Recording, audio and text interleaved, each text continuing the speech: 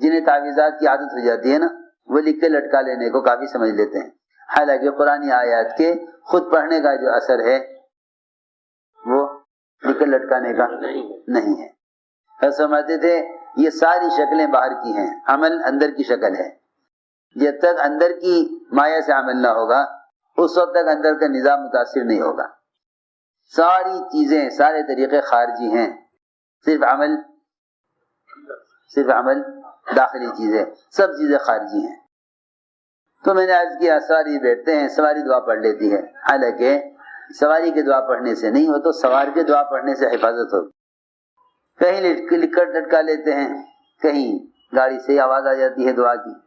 جہازوں میں سفر کرو، اسلامی ممالک بڑے خوش ہوتے ہیں کہ بھئی ہمارے جہازوں میں دعا پڑھی جاتی ہے۔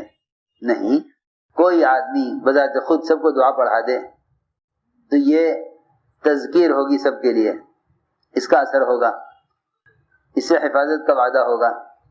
اور اگر مشین دعا پڑھ لے تو اس سے مسافر کو کیا فائدہ؟ تو میں نے عرض کیا کہ ہماری طبیعتیں رواج سے متاثر ہیں۔ حضور اکرم صلی اللہ علیہ وسلم نے ہر موقع کی دعائیں تعلیم دی۔ جبیر ابن مطعم جب بھی جاتے تجارتی سفر میں تو وہاں سے واپس آتے بڑے خستہ حال میں، تجارت میں نفع نہ ہوتا، نقصان ہو جاتا۔ عرض کیا گیا یا رسول اللہ میں جب بھی جاتا ہوں تجارتی سفر میں مجھے نقصان ہوتا ہے۔ آپ نے فرمایا کہ جبیر کیا ہم تمہیں ایسی دعا نہ سکھلا دیں، ایسی آیت تمہیں نہ سکھلاویں کہ اگر تم انہیں اس ترتیب سے پڑھو تو تم اپنے تمام تجارت کے ساتھیوں میں سب سے زیادہ نفع کے ساتھ سب سے زیادہ مال لے کر واپس آؤ۔ عرض کیا ہاں ضرور فرمائیے۔ آپ نے فرمایا کہ بسم اللہ الرحمن الرحیم کے ساتھ قل یا ایھا الکافرون اذا جاء اور قل هو اللہ، قل اعوذ برب الفلق، قل اعوذ برب الناس، یہ تمام صورتیں بسم اللہ کے ساتھ پڑھ لیا کرو، اور سب کے آخر میں ایک مرتبہ بسم اللہ الرحمن الرحیم پڑھ لیا کرو جب بھی تم زیارتی سفر میں جاؤ۔ لیکن جب سے میں نے یہ شروع کیا آپ کی مجھ سے ملاقات ہوئی، فرمایا جبیر ابن مطعم اب کیا حال ہے؟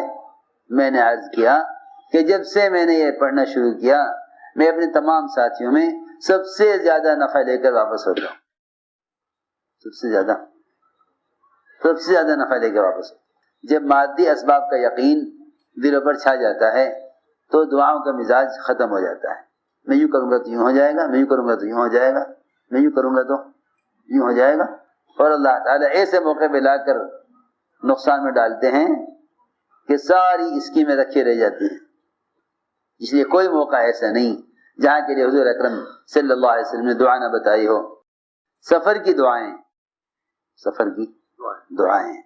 تاکہ سفر وہ گناہوں سے محفوظ رہے اور حوادثات سے بھی محفوظ رہے۔ سفر میں دو چیزیں اصل ہیں، ایک حادثے سے حفاظت، دوسرے گناہوں سے حفاظت۔ الراکب شیطان والراکبان شیطانان والثلاثۃ رکب، ایک اکیلا مسافر شیطان اور دو شیطان، تین ہو تو جماعت ہے۔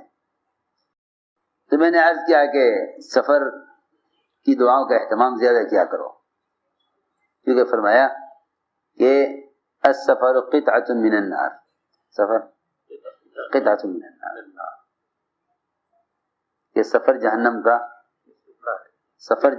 ٹکڑا ہے، سفر جہنم کا ٹکڑا۔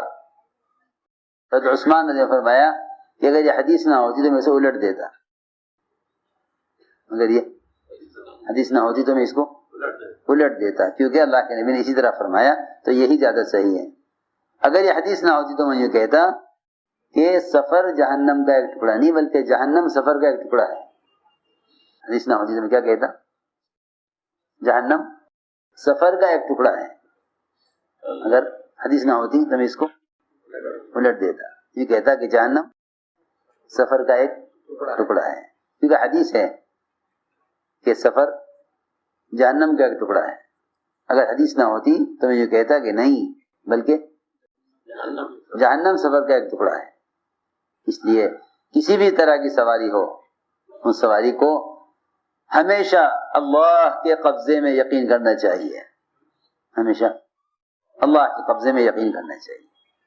یہ اللہ رب العزت خود چلا رہے ہیں۔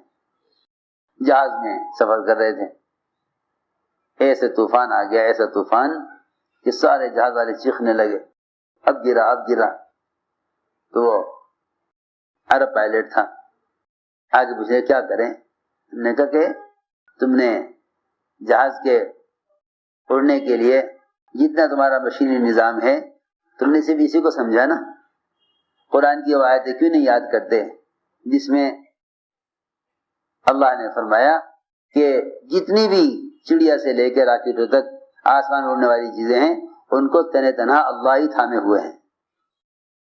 چڑیا سے لے کے راکٹ تک جو بھی چیز فضا میں اڑنے والی ہے اس کو تنے تنہا اللہ ہی تھامے ہوئے ہیں۔ یہ دونوں قرآن کی آیتیں کیوں نہیں پڑھی تم نے؟ کیونکہ تمہارا سارا یقین جہاز کی مشینری پر ہے۔ دیکھ لو اللہ نے ہوا چلائی، تمہارا جہاز ادھر سے ادھر ادھر سے ادھر۔ أَلَمْ يَرَ إِلَى الطَّيْرِ مُسَخَّرَاتٍ فِي جَوِّ السَّمَاءِ مَا يُمْسِكُهُنَّ إِلَّا اللَّهُ أَوَلَمْ يَرَ إِلَى الطَّيْرِ فَوْقَهُمْ صَافَّاتٍ وَيَقْبِضْنَ مَا يُمْسِكُهُنَّ إِلَّا الرَّحْمَنُ۔ ایک جگہ الا اللہ فرمایا، ایک جگہ الا الرحمن۔ یہ وہ اپنی اس میں ذات سے، اس میں صفات سے وہی تنہ تنہا تھامے ہوئے ہیں۔ جیسے ہی آیتیں پڑھی دو جہاز ایسا ہو گیا جیسے زمین پہ کھڑا ہو، ایسا ہو گیا جیسے بالکل ساری حرکت ختم ہو گئی۔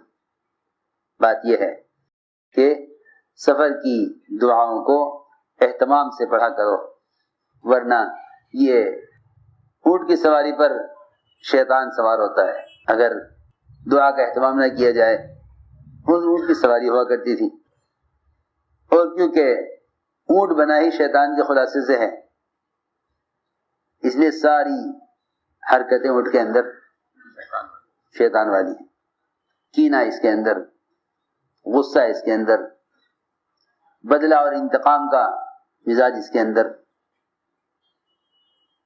پھر سواری ہے کبھی تک جائے۔ اس لیے فرمایا اللہ ہی ہے جنہوں نے اس کو ہمارے لیے مسخر کیا ہوا ہے، ورنہ ہمارے قابو میں آنے والی نہیں تھی۔ کہتے ہیں ابو لاس خزاعی کہ حضور اکرم صلی اللہ علیہ وسلم نے ہمیں صدقے کے اونٹوں میں سے اونٹ دیا حج کے لیے۔ ہم نے عرض کیا کہ یا رسول اللہ، ہمارا خیال تو یہ ہے کہ یہ ہمارا بوجھ اٹھا نہیں سکے گا، یہ سواری ہمارے لیے کافی نہ ہوگی۔ آپ نے فرمایا جتنے بھی اونٹ ہیں ان اونٹوں کی کوہان پر یا ان اونٹوں کے اونچے حصے پر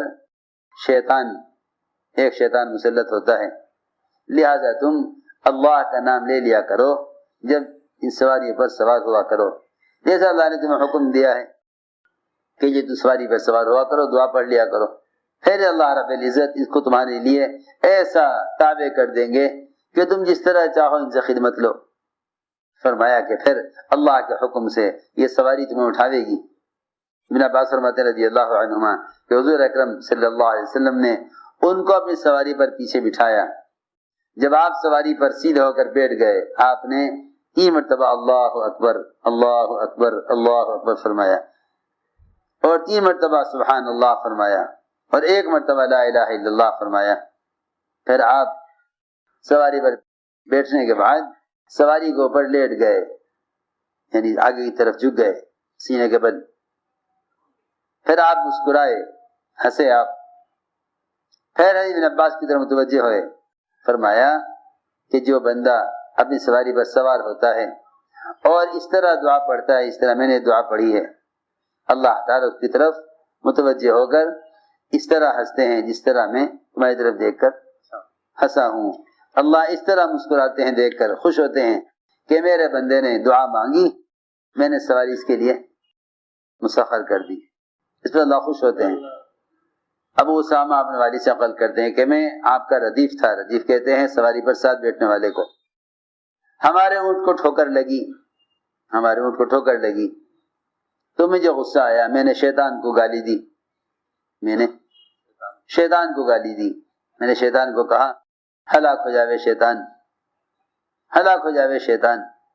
آپ نے فرمایا کہ یوں نہ کہو، ورنہ شیطان تمہارے اس طرح کہنے سے خوشی میں پھول کر اتنا بڑا ہو جائے گا جتنا بڑا کسی کا بڑا گھر ہوتا ہے، پھول کر خوشی میں بڑا ہو جائے گا.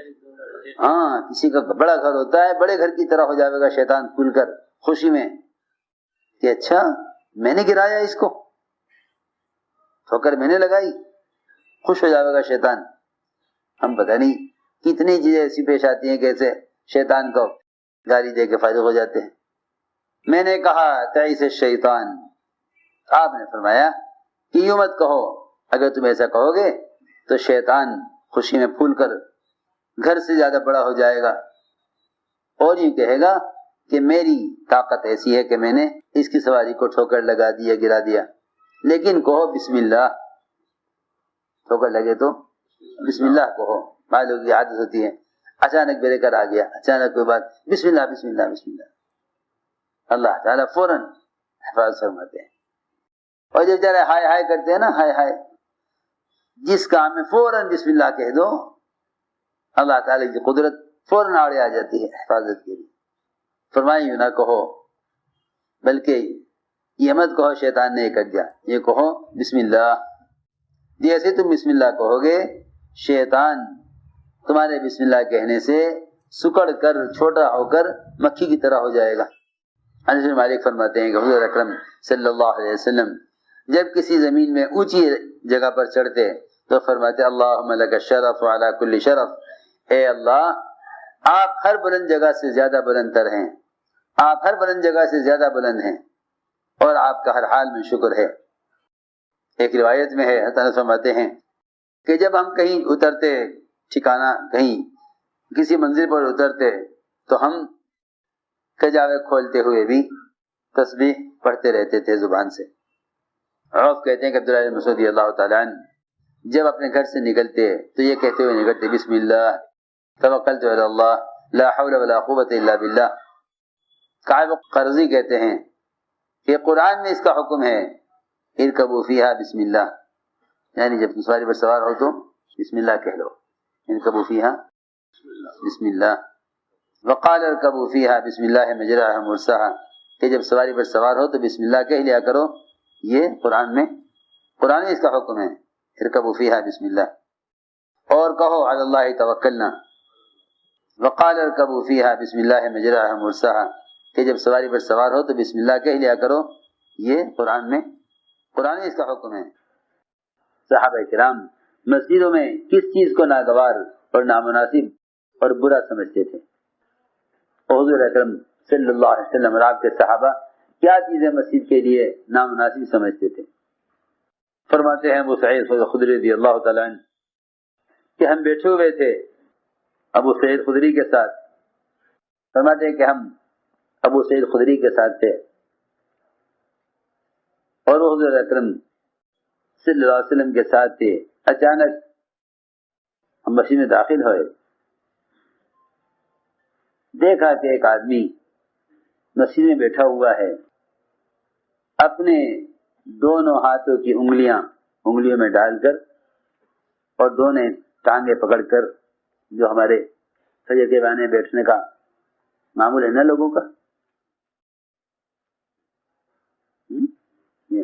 دونوں ٹانگیں کھڑی کی، گھٹنے اور انگلیاں پھنسا لی یا ایک کپڑا باندھ لیا،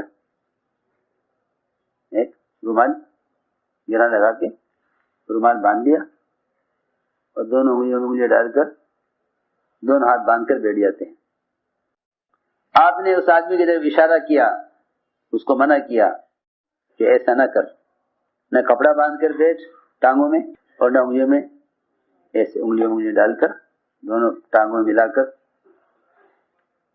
لیکن وہ آپ کا اشارہ نہ سمجھ سکا، وہ آپ کا اشارہ نہیں سمجھ سکا کہ آپ کس چیز سے منع کر رہے ہیں.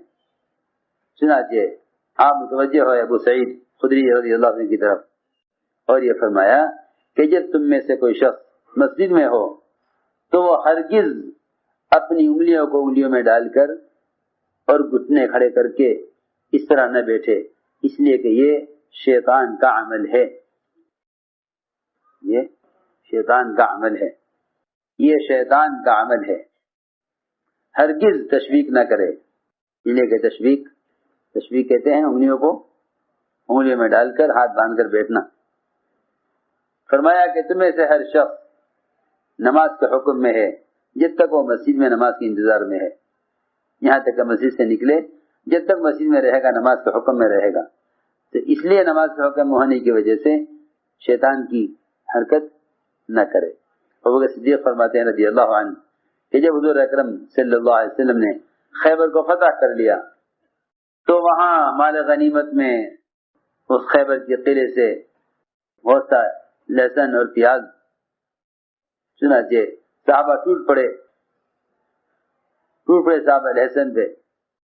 آپ نے فرمایا کہ جو اس بدبودار چیز کو کھائے وہ ہمارے مسجد کے قریب نہ آئے. پیاز اور لہسن کھا کر مسجد کے قریب نہ آئے. یہاں تو کھا کر آنے کو بھی منع کیا ہے اور جماعتیں تو سامان میں لے کر اندر مسجد میں رکھ دیتی.